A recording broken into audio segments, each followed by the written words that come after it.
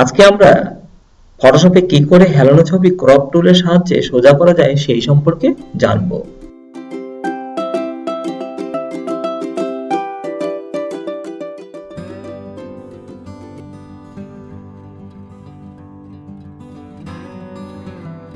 আমরা একটি হেলানো ছবি ওপেন করি। আমরা ফাইল, ওপেন, হেলানো ছবি স্ক্যান করা আছে, আমরা এই ছবিটি ওপেন করলাম। আমরা ফাইলে ক্লিক করলাম, এখানে অটোমেট এর সাবমেনু রয়েছে crop and strength photos, click করলাম। আমরা কয়েক সেকেন্ডের মধ্যে এই ছবিটাকে সোজা অবস্থায় আমরা দেখতে পাচ্ছি। তবে এই পদ্ধতি শুধুমাত্র এক রঙের বা সলিড ব্যাকগ্রাউন্ডের ক্ষেত্রে প্রযোজ্য। ব্যাকগ্রাউন্ড যদি একাধিক রং বিশিষ্ট হয় তাহলে ক্রপ টুলের সাহায্যে আমাদের এই কাজটি করতে হবে। সেই জন্য আমরা একাধিক রং বিশিষ্ট একটি ফাইল ওপেন করি, এগুলিকে আমরা কেটে দিলাম। ব্রিজের মাধ্যমে আমরা এই হেলানো অ্যালবামটি ওপেন করি। এটা একাধিক ব্যাকগ্রাউন্ড একাধিক রঙের রয়েছে। আমরা যদি এটাকে চাই এই অংশটুকু স্ট্রেট করতে চাই হেলানো ছবিটি, আমরা আবার আগের পদ্ধতিতে গিয়ে দেখি automate crop and strength photo. আমাদের এটা হয়নি, আমরা দেখতে পেলাম, আমরা এটাকে কেটে দিলাম।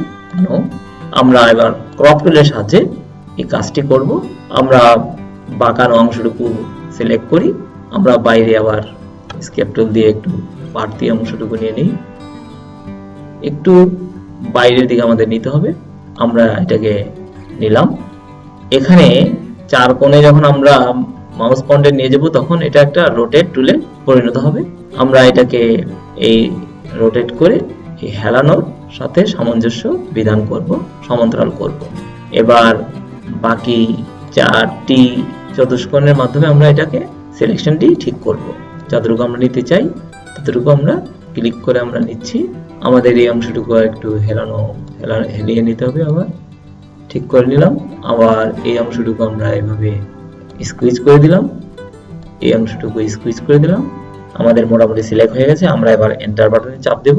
আমরা দেখলাম এর বাড়তি অংশটুকু চলে গেছে এবং এই হেলানো ছবিটা স্ট্রেট হয়ে গেছে। তাহলে আমরা জানলাম কি করে ক্রপ টুলের সাহায্যে হেলানো ছবিকে সহজেই সোজা করা যায়। আবার এক রঙের ছবি থাকলে আমরা ফাইল মেনুর অটোমেটেড কমান্ডের subcommand crop and strength photos এর মাধ্যমে সেটা সহজেই করতে পারি। তাহলে আমরা আজকে জানলাম কি করে ক্রপ টুলের সাহায্যে হেলানো ছবি সোজা করা যায়। টিউটোরিয়ালটি দেখার জন্য সবাইকে ধন্যবাদ।